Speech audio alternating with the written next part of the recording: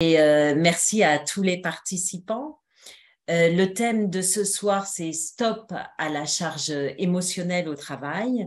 Ce thème vous est présenté par Sonia Gawar. Sonia est coach en thérapie holistique. Elle vous expliquera un petit peu plus, un peu mieux que moi ce que c'est. Mais l'importance de ce soir, l'objectif de cette conférence, c'est le mieux-être, le bien-être au cabinet dentaire, mieux se comprendre, avoir une meilleure communication, parce que effectivement, le mieux-être passe par différents éléments que Sonia a souhaité vous apporter son aide pour se poser les bonnes questions. Les bonnes questions pour mieux communiquer. La communication est très importante et en fait, tout est basé sur le bien-être. Et en fin de compte, comme vous dites, Sonia, en bref, c'est calmer son mental, c'est ça? Tout à fait, pour calmer son mental. Voilà. Donc, vous allez nous apporter tous ces éléments. Je vous propose de poser vos questions après ce webinaire, si vous en avez. Or, n'hésitez pas, hein, Sonia est là pour vous répondre. Oui. Et vous aurez aussi le replay dans la semaine prochaine. Vous pourrez revoir le replay. Sonia, c'est à vous. Je vous laisse la parole et on se retrouve après votre présentation. Très bonne soirée à tous. Merci Emmanuel. Bonsoir à toutes et à tous.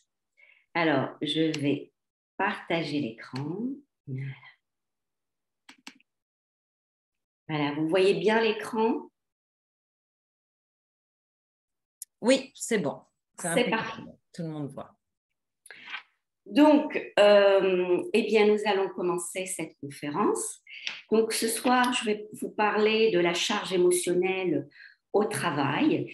Alors, c'est quoi la charge émotionnelle? C'est tout ce poids, ce fardeau qui est lié, on va dire, aux sentiments, aux ressentis, aux émotions. Donc, imaginez un sac à dos et puis vous chargez toutes les émotions. Ces émotions qui sont en fait finalement liées à des états finalement subjectifs, d'accord, et que vous allez vous vivre au travail en fonction de vos rôles, de vos responsabilités et de vos missions. Et, et donc, on charge jusqu'au moment où effectivement la charge et ce poids est tellement lourde, ça en devient donc un fardeau qui pèse et c'est comme ça qu'on peut arriver à la souffrance au travail.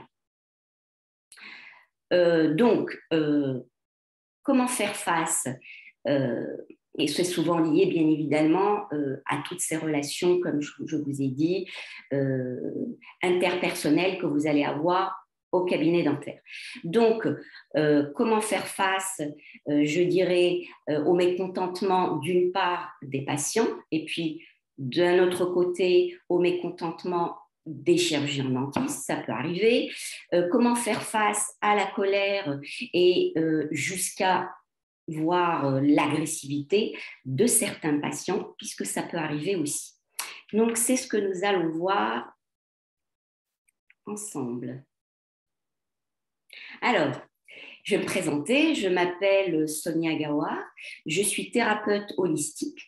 Donc, en fait, c'est quoi un thérapeute holistique? J'accompagne des hommes et des femmes au déploiement de leur plein potentiel et puis je les accompagne aussi à se mettre en action dans l'atteinte de leurs objectifs et la finalité, c'est effectivement d'arriver à avoir un sentiment de bien-être. Tu en parlais tout à l'heure, Emmanuel, et de sécurité, tout en augmentant son niveau d'énergie.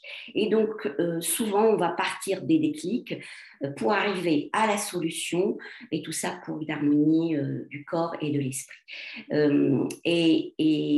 Dans ma démarche, j'allie l'hypnothérapie, la nutrithérapie, la psycho-énergétique, et puis le coaching, puisque je suis effectivement, en effet, en plus, coach certifié personnel et professionnel.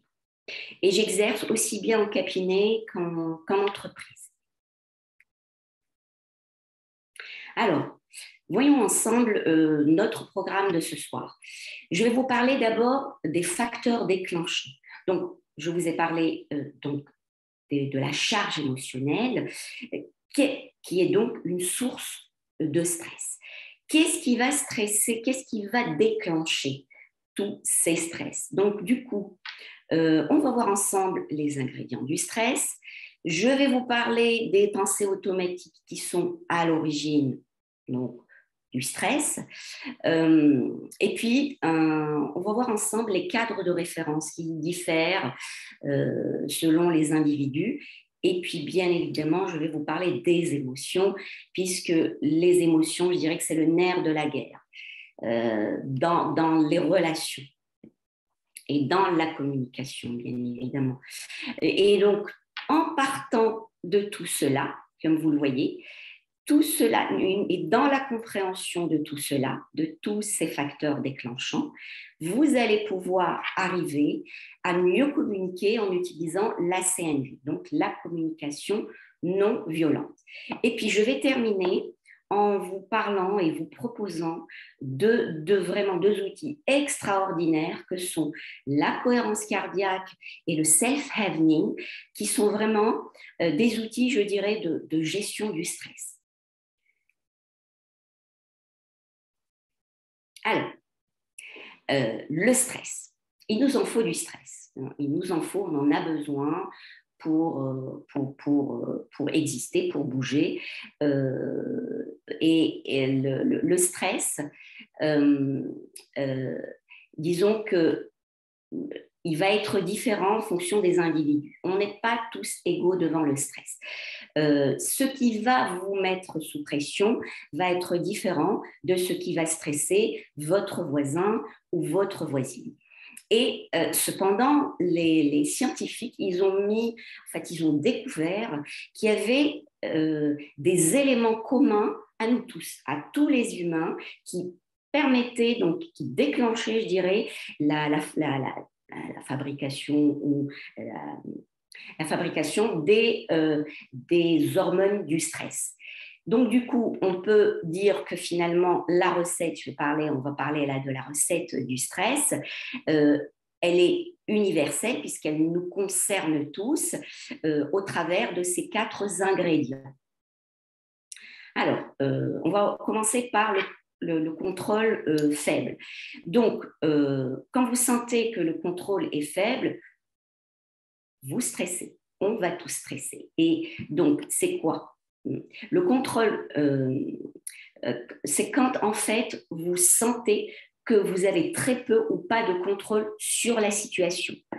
Pour exemple, il y a un retard, on va dire, de plus d'1 heure au cabinet dentaire et bien là, vous allez commencer à stresser. C'est un stresseur pour vous. Le deuxième élément, c'est l'imprévisibilité. Il y a quelque chose, en fait, finalement, que vous n'avez pas encore anticipé ou quelque chose que vous n'avez pas finalement, qui est imprévisible, effectivement, et qui va arriver, comme par exemple, vous avez durant la journée une première urgence et puis se surajoute une deuxième urgence, et puis peut-être une troisième, que sais-je, et tout ça était imprévisible, vous n'avez pas pu, bien évidemment, anticiper, parce que vous ne pouvez pas anticiper là-dessus, et donc, ça va aussi vous stresser. La nouveauté, c'est quand quelque chose que vous n'avez jamais expérimenté va vous arriver. Alors, ça peut être l'exemple d'une jeune maman qui va accoucher pour une première fois. C'est vrai que c'est assez stressant parce que elle n'a pas expérimenté ça. Et puis, je reviens au cabinet, ça peut être, par exemple, je vais prendre cet exemple, un patient qui devient un peu agressif et qui peut-être peut même hausser le ton. Et bien vous, Peut-être n'avez-vous pas encore expérimenté cela au cabinet. Donc, pour vous, c'est tout à fait nouveau et c'est un stresseur pour vous. Ça va vous stresser. Et puis, le dernier élément, c'est quand votre ego est menacé. Donc là, ça veut dire qu'à ce moment-là, vous sentez que votre ego et vos compétences sont mises à l'épreuve. Et derrière vos capacités, vous commencez à douter de vos capacités et c'est ce qui fait qu'à un moment donné, l'estime de soi va s'effilocher. On sent que finalement, on commence à perdre de son estime de soi. Et plus il y a des éléments de ce ciné, vous voyez, le C pour contrôle, I pour imprévisibilité, N pour nouveauté, et puis le E, le E pour l'ego. Et plus la situation va être stressante.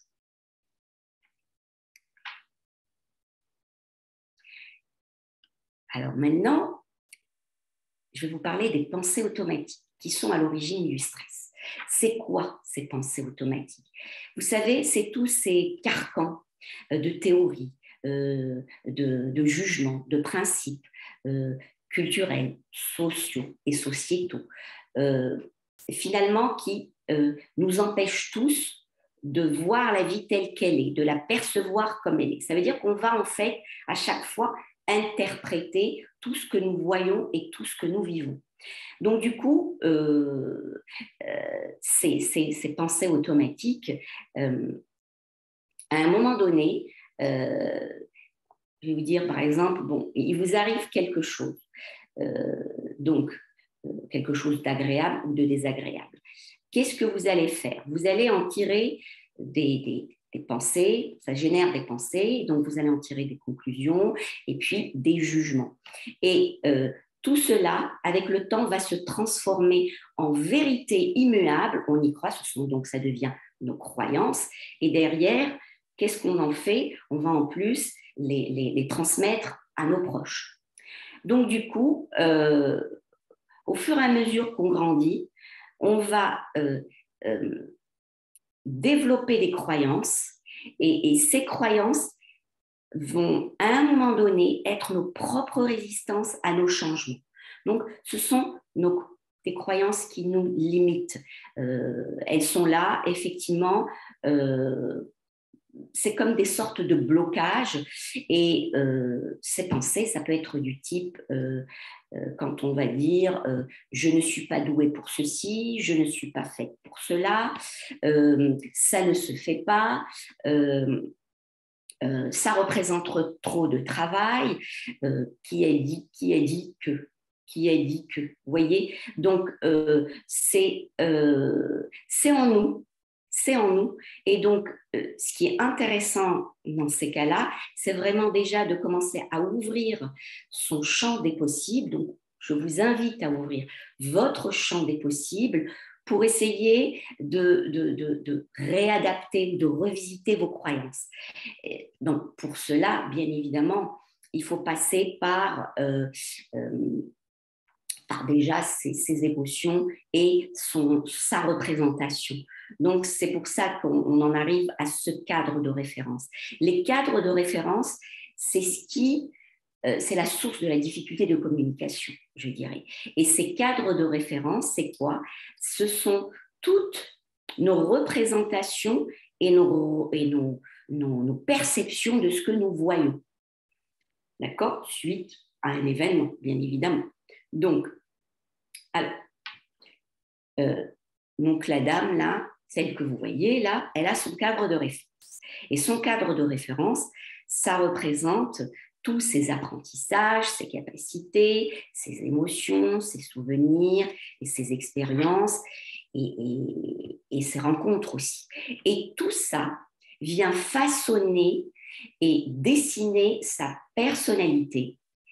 D'accord? Et de l'autre côté, donc le monsieur, lui, il associe son cadre de référence qui va être effectivement différent de celui de son interlocutrice. Donc du coup, ils sont en pleine communication et puis à un moment, il y a une rupture de l'équilibre dans cette communication si bien évidemment, chacun d'eux ne laisse pas la place à l'autre.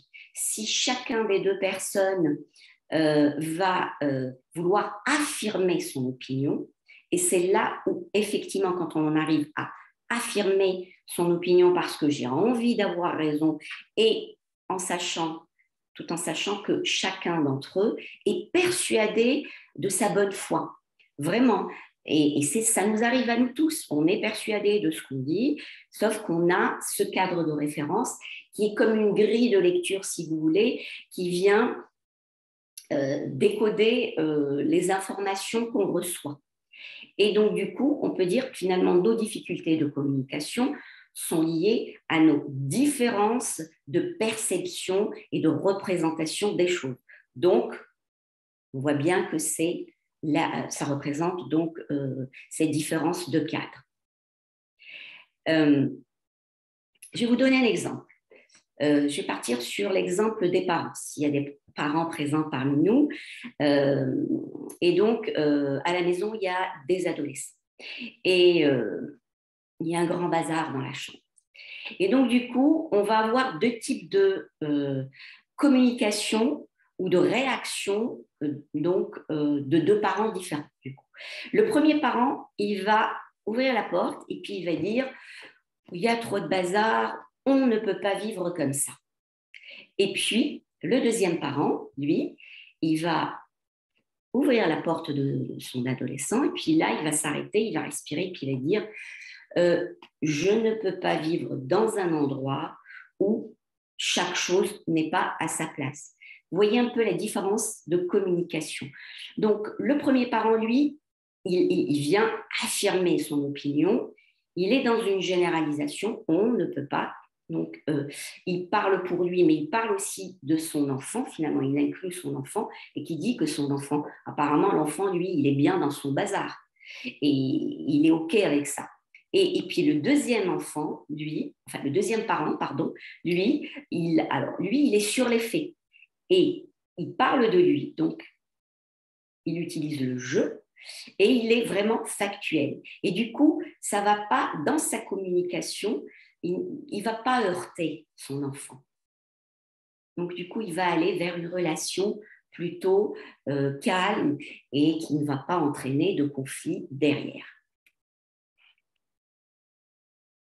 Alors du coup, à chaque fois qu'il nous arrive un événement d'agréable ou de désagréable, on va en tirer des conclusions sur nous, sur les autres et sur le monde. Et du coup, c'est comme cela qu'on se construit tous comme nous sommes. Il y a donc, à un moment donné, ce que je crois de moi, ce que je crois des autres et ce que je crois du monde. Et donc, c'est ce qui va, comme je vous l'ai dit, dessiner ma personnalité. Et donc, derrière, je vais avoir mes propres valeurs, puisque nous avons tous des valeurs différentes. Et puis, et grâce à tout ça, je vais construire mon modèle du monde. Donc, le modèle du monde, c'est ce qui me permet, c'est votre cadre de référence, on est d'accord. Donc, imaginez que vous avez vos propres lunettes et chacun va voir le monde au travers de ses lunettes.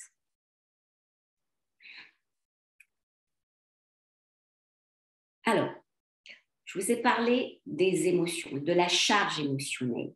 Donc, il est bon de comprendre ce qu'est une émotion pour cela, pour pouvoir avancer et aller vers une communication positive. Alors, une émotion, dans émotion, vous avez le « et » de extérieur et mouvoir, qui veut dire mouvement. C'est un mot qui vient du latin et qui veut dire mouvement vers l'extérieur. Donc, ça veut dire que on est censé tous mettre la pression qui est dedans à l'extérieur. D'accord? Donc, est-ce que c'est ce que vous faites? Est-ce que vous êtes du genre à extérioriser vos émotions ou plutôt êtes-vous du genre à les refouler, à les mettre dans des cases ou dans des tiroirs, vous voyez, peut-être sur le tapis ou dans le sac à dos. Rappelez-vous ce sac qui, au fur et à mesure que l'on n'est pas dans l'accueil de ces émotions, qu'on n'est pas dans l'écoute de ces émotions, eh bien, on va charger son sac à dos. Et d'où cette charge émotionnelle. Et donc, du coup, l'émotion, en tout cas, elle est naturelle et elle surgit. Et on ne peut pas vivre sans émotion. Ça, c'est un fait. Donc, quand il vous arrive quelque chose, je dirais qu'en fait, ces émotions, elles apparaissent quand une personne se sent attaquée, d'une part, ou alors quand il y a une mémoire antérieure qui vient de loin. C'est-à-dire qu'on a une situation présente, d'accord, qui va réactiver une ancienne émotion qui a été finalement un peu emprisonnée, bloquée. On l'a bloquée à un moment donné dans notre vie, dans notre passé. Et du coup, c'est comme si on avait tiré sur l'élastique, alors qu'on est dans une conversation présentement, mais à un moment donné, il y a une émotion qui vient de loin, et puis c'est comme si donc on tirait sur cet élastique, et puis pouf, cet élastique il claque, et on reçoit cette émotion, et elle surgit. Et d'ailleurs, souvent on se dit derrière, parce que quand même on le réalise, et puis on peut se dire, mais c'est pas possible, j'ai eu une action un peu démesurée, ou alors j'ai surréagi, on ne comprend pas ce qui s'est passé. C'est tout simplement que ça vient de loin, c'est une émotion qui vient de loin. Donc, où on est attaqué, où elle vient de loin, en tout cas, du coup, l'émotion, elle surgit, voilà, elle remonte en nous, on la ressent, et donc, il est bon de s'en occuper, de cette émotion. Alors, je dirais que les émotions nous renseignent sur la satisfaction des besoins. Et donc là, je vous ai mis les 6 émotions fondamentales. Et dites-vous que chaque émotion elle exprime un besoin, et chaque besoin est lié à une émotion. Donc en fait, les deux sont interconnectés, les deux sont liés. Et du coup, quand on a peur, qu'est-ce qui se passe? On a besoin d'être rassuré, d'être protégé. Quand vous êtes en colère, quel est le besoin que vous ressentez derrière? C'est d'être respecté, écouté. Et puis, quand vous êtes triste, ce besoin plutôt d'être consolé, d'être réconforté. Et puis, quand vous êtes joyeux ou joyeuse, on est plutôt dans le partage, là. Et là, on se sent aimé, on est admiré. Et puis, la surprise. Alors, il y a deux sortes de surprises. Il y a la bonne et je dirais la mauvaise. Donc, quand c'est de la bonne surprise, là, on apprécie, on aime bien apprécier. Et puis, quand c'est la mauvaise, eh bien, on a ce besoin d'être rassuré. Et puis, quand on est dégoûté, là, on a vraiment ce besoin de sécurité ou de respect. Donc, une fois qu'on a compris tout ça, je vous invite vraiment à écouter la petite voix qui est à l'intérieur de vous et qui vous dit j'ai besoin de repos, peut-être j'ai besoin d'être écouté, j'ai besoin d'ordre, j'ai besoin de plus de sommeil. Voilà, il y a des besoins, il y en a pas mal. Donc du coup, écoutez-vous et je vous dirais que c'est à vous de combler ces besoins. N'attendez surtout pas que ce soit quelqu'un d'autre qui vienne les nourrir ou les combler. Et souvent, dans la communication, on a envie que l'autre vienne combler nos besoins. Non, ce n'est pas possible. En fait, le travail à faire, il est sur vous. C'est sur vous que vous allez faire ce travail. Vous ne pouvez pas agir sur l'autre. Et effectivement, donc pour aller améliorer notre communication avec l'autre, on va commencer par s'occuper de soi, aller dans cette conscience de soi. Vous voyez? Et donc pour cela, je vais déjà aller un peu écouter, commencer par écouter donc mes émotions. Alors, comment écouter ces émotions? Donc, pour être dans l'accueil de ces émotions, il faut d'abord donc observer et puis faire une petite pause. Il faut respirer. Vraiment, faites cette pause. J'inspire, j'expire, j'observe. Et puis ensuite, c'est là où vous allez pouvoir affronter ce qui se passe en vous. Faites-le. Et puis, identifiez votre émotion. Vous pouvez vous le dire, là, je suis en colère ou je suis triste. Voyez? Et repérez sa véritable origine. Vous avez vu qu'elle peut venir survenir ou effectivement remonter, soit parce que effectivement là je me sens attaquée, là on m'a heurté, donc ça remonte, ou ça peut venir de loin, une mémoire antérieure. Et puis observez le niveau de votre responsabilité. On a tous une responsabilité dans toute communication. Et donnez-vous la permission de vivre votre émotion. Comment? En l'exprimant. Exprimez votre ressenti et laissez votre corps parler. Souvent, quand on a une émotion, derrière, il y a un ressenti.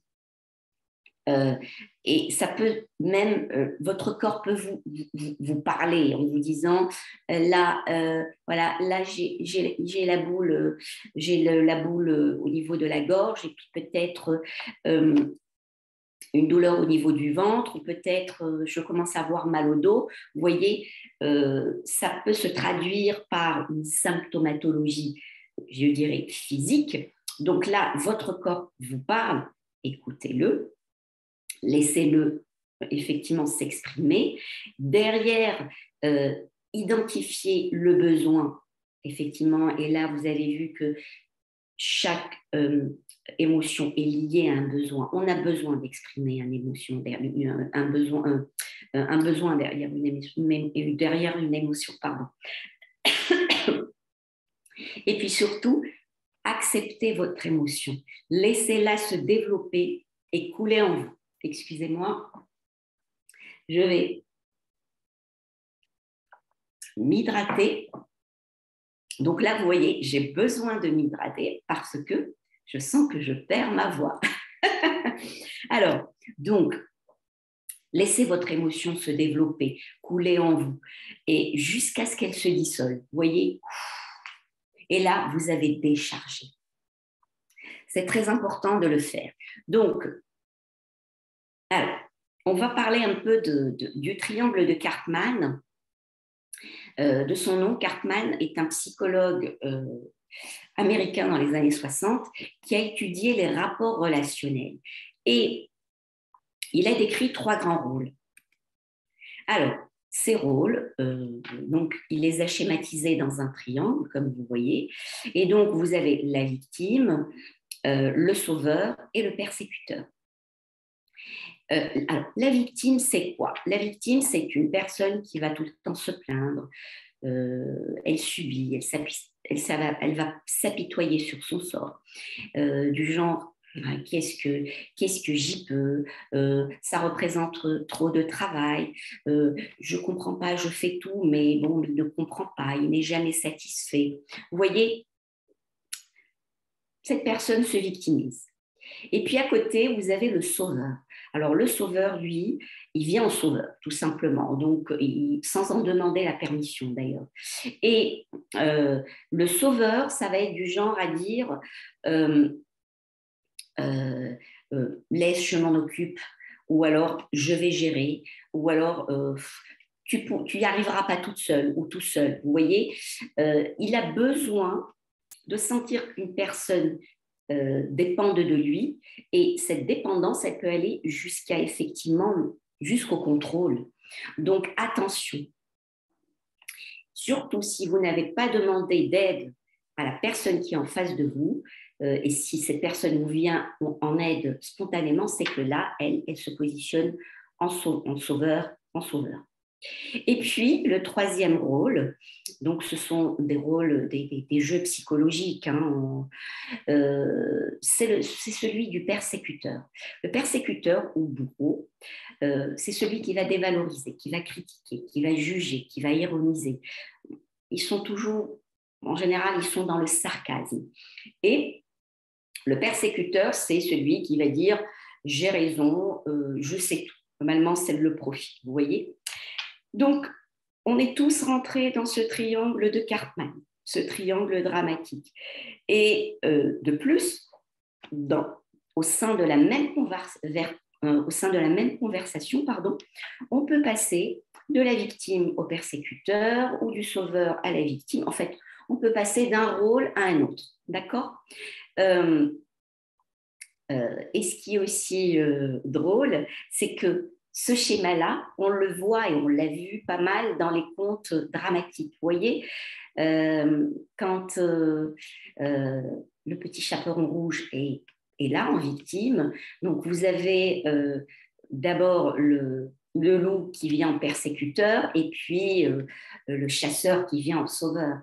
Et puis, pour autre exemple, Cendrillon avec sa famille qui la persécute et puis le prince charmant, bien évidemment. Donc, de ce triangle de Karpman, il faut en sortir. Alors, donc, si vous êtes du style ou du genre à vous dire « je n'ai pas confiance en moi, j'aime exercer mon autorité ou j'aime être utile », donc là, prenez conscience du rôle que vous jouez et prenez conscience du rôle des autres dans cette conversation, donc dans ce triangle. Accueillez vos émotions et prenez conscience de vos comportements dans votre quotidien. Et puis, cela va vous permettre de sortir de ce triangle. Donc, globalement, vous allez adopter une position d'adulte, c'est-à-dire que quand vous allez sortir de ce triangle, vous allez aller sur les faits, vous êtes factuel. Et donc, du coup, vous n'êtes pas sur le problème, vous êtes sur les faits.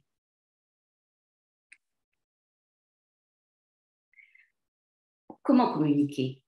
Mieux communiquer au travail et à l'extérieur. Alors, c'est en commençant par être prêt à la différence de l'autre et aussi comprendre les idées de l'autre, tout en comprenant l'intention sous-jacente de l'autre. Donc, vous voyez, donc là, vous êtes, je dirais, d'abord dans l'accueil de l'autre et vous lui montrez que vous avez compris son vécu. D'accord ? D'accord ?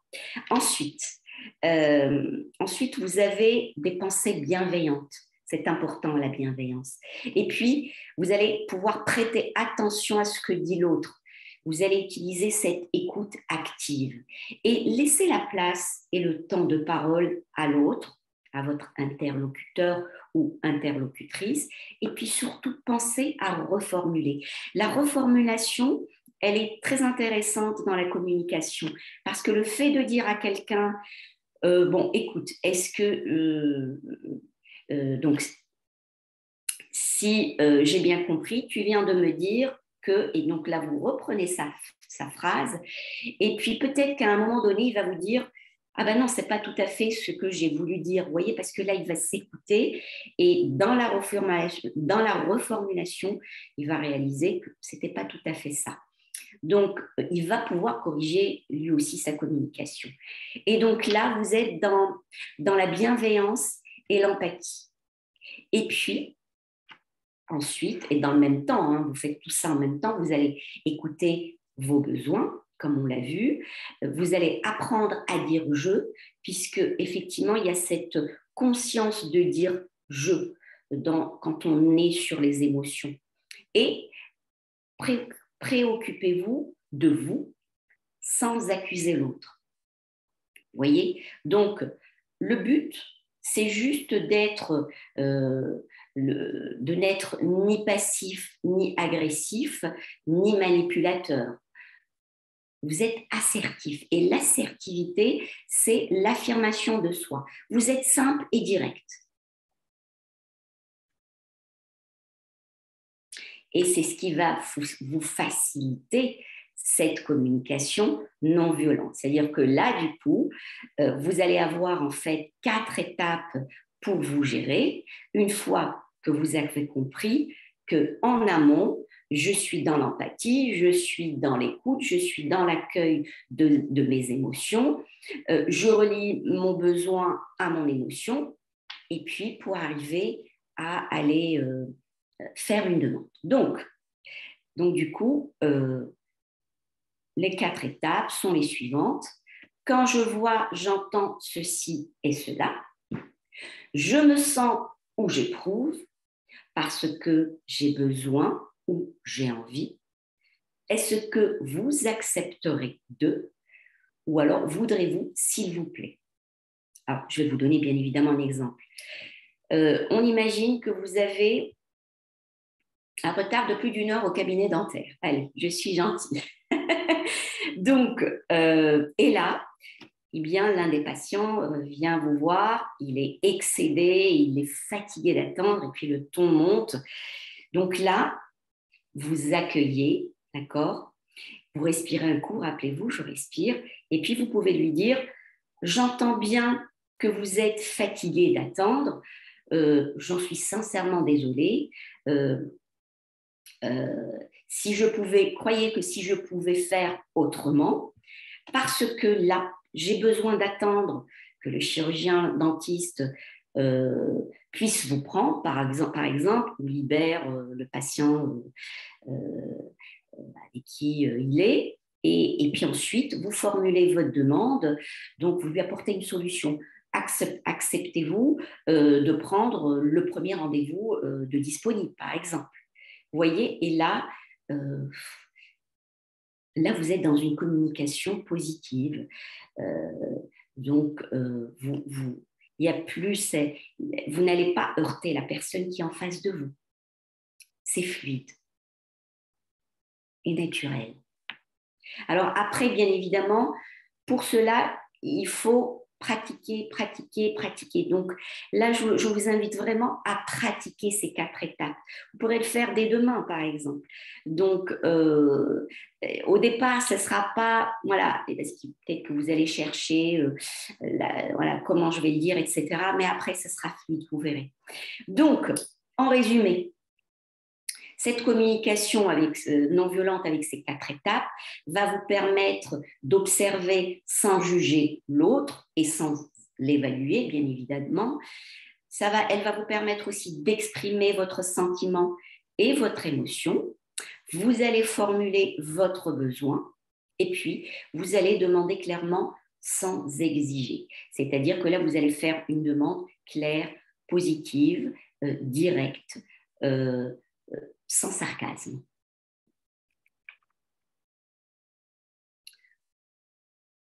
Et il est important aussi de prendre conscience de qu'est-ce qui, dans mon comportement, peut générer des conflits, d'une part, et puis tout en accueillant vos émotions et en prenant du recul, relevez un peu vos défis. Notez vos défis à relever. Notez peut-être les 3 priorités clés, par exemple, et puis dans le même temps, quand vous relevez vos défis, vous allez les relever en fait en fonction de vos atouts d'une part, et puis en fonction des freins qui vous bloquent. Quels sont mes freins, moi, dans une situation de conflit? Vous voyez, notez tout ça, et tout ça va vous aider encore à vous faciliter cette communication. Et donc, que ce soit d'ailleurs au cabinet ou à l'extérieur. Alors maintenant, on en arrive aux outils. Comment faire pour calmer son mental? Comment faire pour décharger ce fardeau-là, cette charge émotionnelle? Et comment faire pour, du coup, gérer mon stress? Parce qu'on est d'accord que la charge émotionnelle est une source de stress. Et donc, vous avez 2 outils formidables. Le premier, c'est la cohérence cardiaque et le deuxième, c'est le self-harming. Et donc, ce sont 2 outils qui vont être très pratiques dans votre quotidien. On va commencer par la cohérence cardiaque.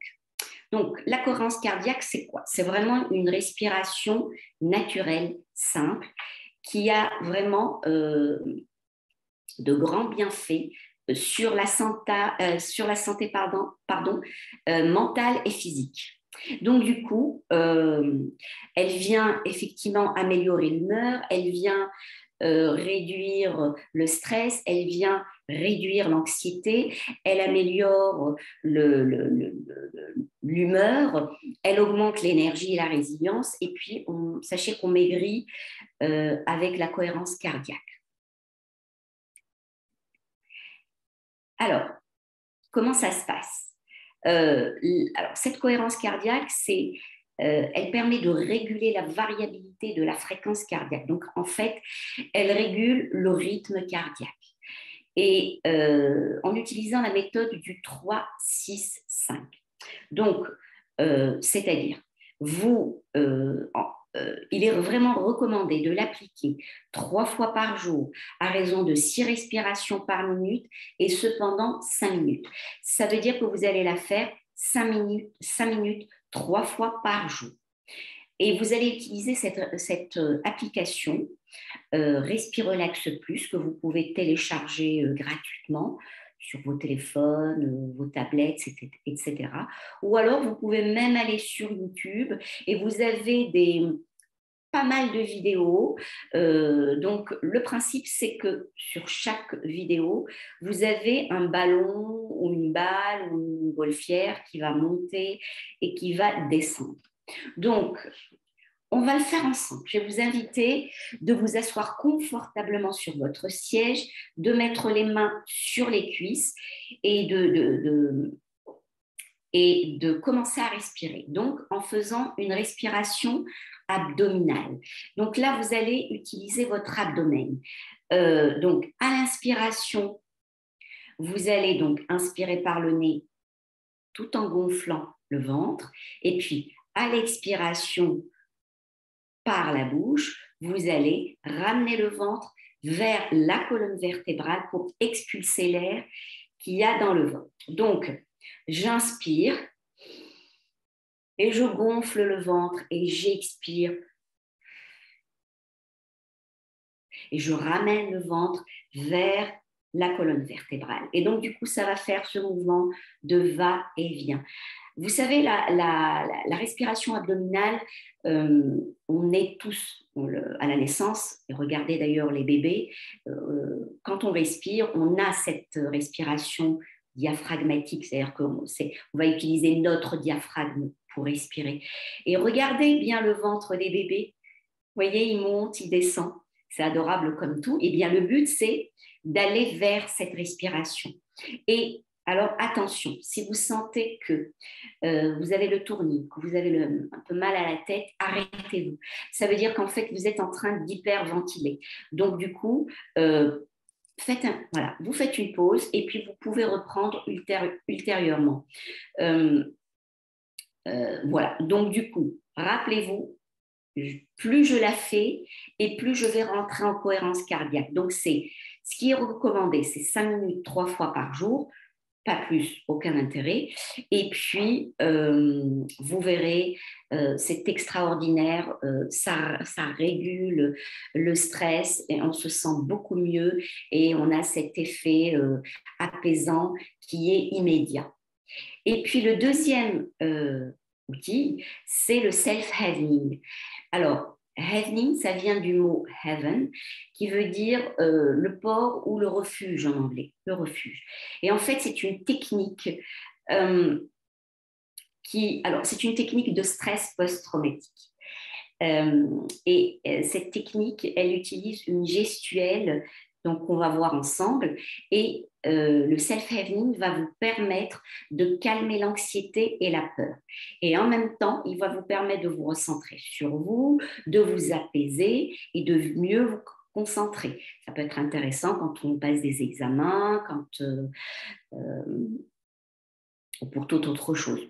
Pour la concentration, c'est pas mal aussi. Et puis, ça permet aussi donc, du coup, de développer l'optimisme et les émotions positives qui vont chasser les autres émotions. Et cette technique, elle va vraiment réduire les symptômes sur l'anxiété, sur les traumas, puisque je vous ai dit que c'était quand même on l'utilisait dans les stress post-traumatiques, mais aussi donc sur les peurs, sur les compulsions.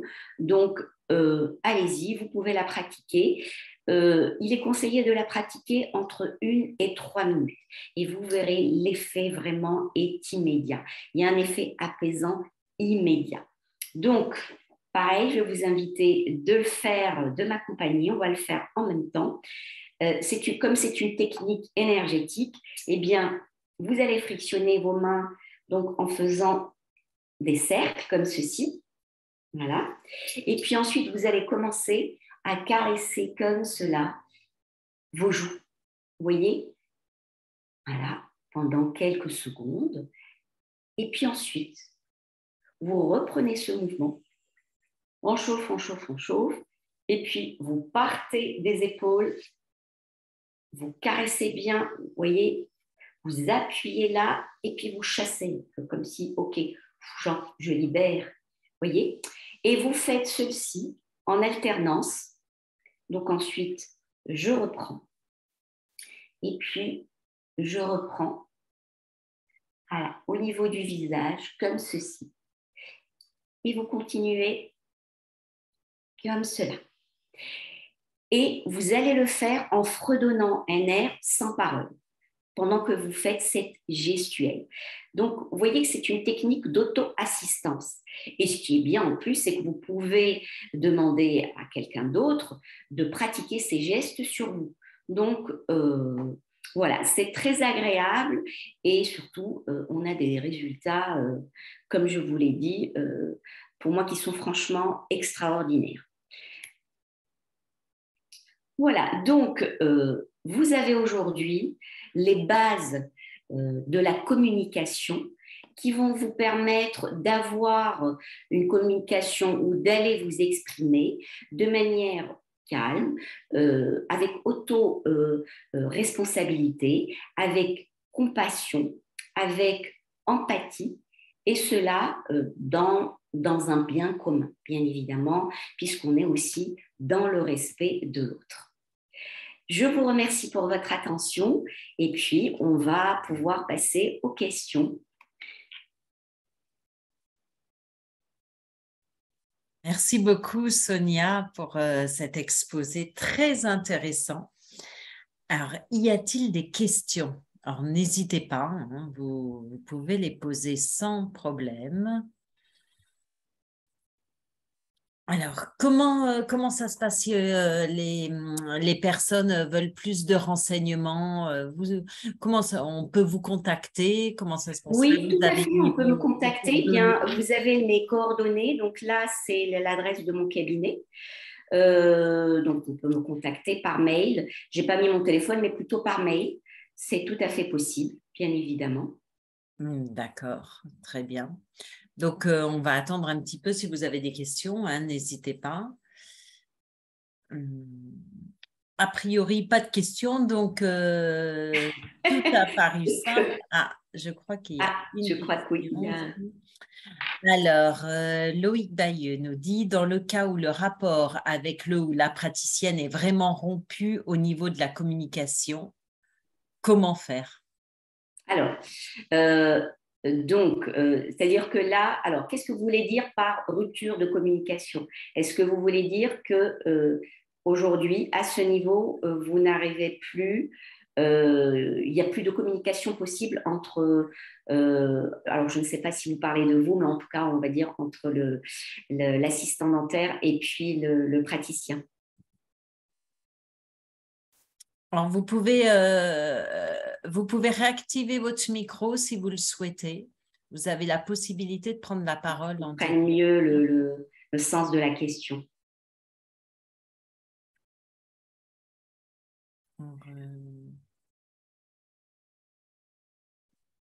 Alors, je vous en prie, c'est gentil. Merci à vous pour votre attention. Je vais essayer quand même de répondre à Loïc. En fait, on va imaginer que là, donc, il y a vraiment une rupture de communication. Alors, peut-être, ça voudrait dire peut-être qu'il y a des non-dits. Peut-être que, donc, la communication, vous pouvez la reprendre. aller vers le ou la praticienne et puis parler, eh bien, vous pouvez aller donc déjà appliquer ce que vous avez appris aujourd'hui, ce que voilà, en parlant de vos émotions et n'allez pas sur les problématiques. Parlez de vos besoins. Voilà, aujourd'hui, on en arrive à une rupture telle que je ressens le besoin de venir vers vous pour clarifier la situation. Voulez-vous qu'on trouve ensemble une solution? Parce que forcément, s'il y a une rupture et que la personne, l'assistant ou l'assistant dentaire est obligé de rester dans le cabinet, qu'il n'y a pas le choix, eh bien, il faut aller vers une solution et on peut trouver la solution. Donc, en évitant les non-dits, on propose une clarification de la situation. Et là, je vous propose d'aller que sur les faits, d'être factuel pour que le ou la praticienne ne se sente pas heurtée, qu'elle ne se sente pas agressée. Parce que dès qu'il y a le tu ou il y a le vous, c'est ce qu'on appelle en anglais le point finger.